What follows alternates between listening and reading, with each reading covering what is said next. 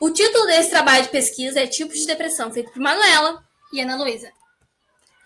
A depressão é um transtorno que atinge milhares de pessoas.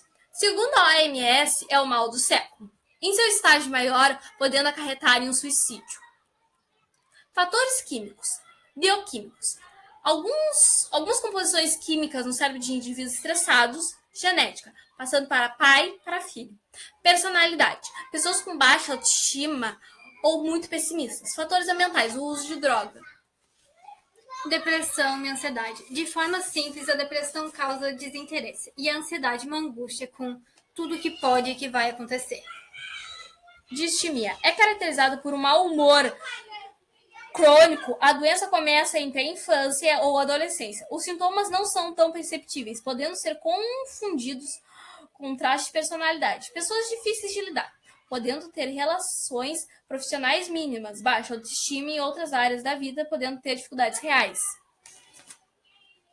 Depressão dupla. A depressão dupla aparece quando uma pessoa que sofre de distimia acaba desenvolvendo uma depressão maior.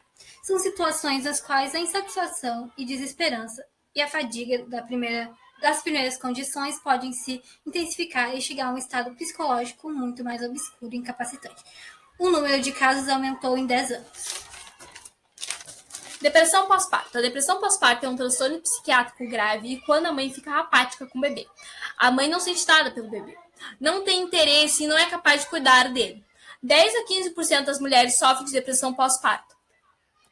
Há uma diferença na depressão pós-parto e baby blue, tristeza pós-parto. A depressão pós-parto, ela dura mais tempo, pode causar problemas na vida futura do bebê. A maioria das mulheres com esse transtorno tiveram outro transtorno. O baby blue tem influência dos hormônios. Depressão no idoso. A terceira idade, também conhecida como melhor idade, é uma importante fase da vida. É quando encerra-se a trajetória profissional, os filhos casam-se e saem de casa e perdem-se muitos amigos e entes queridos. Além de, na maioria dos casos, surgirem alguns problemas de saúde. Tantas perdas de uma vez só trazem uma carga emocional muito grande e é comum que os idosos fiquem deprimidos ao passarem por esse acontecimento. Depressão endógena. De acordo com Daisy Moraes Sulucci, psicóloga e psicopedagoga e escritora, a depressão endógena tem como fator predominantes fatores internos, como, por exemplo, o ambiente que o paciente vive, problemas profissionais, familiares, estresse, luto e outros. Durante um episódio depressivo, pode durar até 6 meses ou mais, prejudicando significativamente seu dia a dia. Se não tratada ou administrada por remédios e terapia, ressaltou deles. Depressão atípica. A depressão atípica, por sua vez, apesar da semelhança com a depressão clássica, tem algumas características diferentes. A depressão atípica, ou depressão sorridente, como é conhecida popularmente, tem como principal característica as falsas demonstrações de felicidade. Significa que a pessoa que sofre com a doença acaba mascarando os sintomas, o que dificulta os diagnósticos do transtorno. Depressão psicótica. A depressão psicótica é uma forma grave de depressão que aparece nos transtornos depressivos, tanto no unipolar quanto no bipolar. Afirma a psiquiatra Ana Paula Bechara.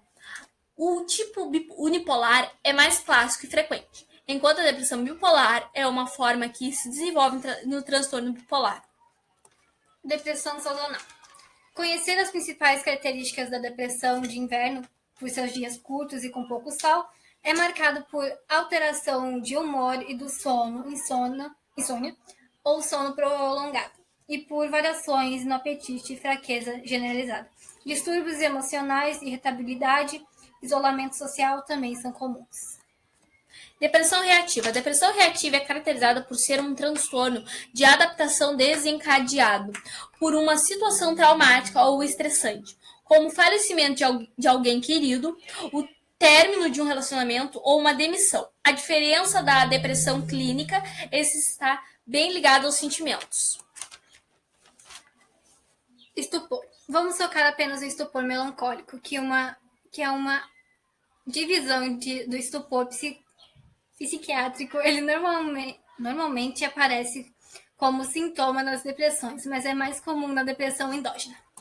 Antidepressivos. O remédio usado normalmente nas depressões é um dos mais fortes aos mais fracos. Não é indicado para mulheres grávidas ou outras pessoas com algumas particularidades.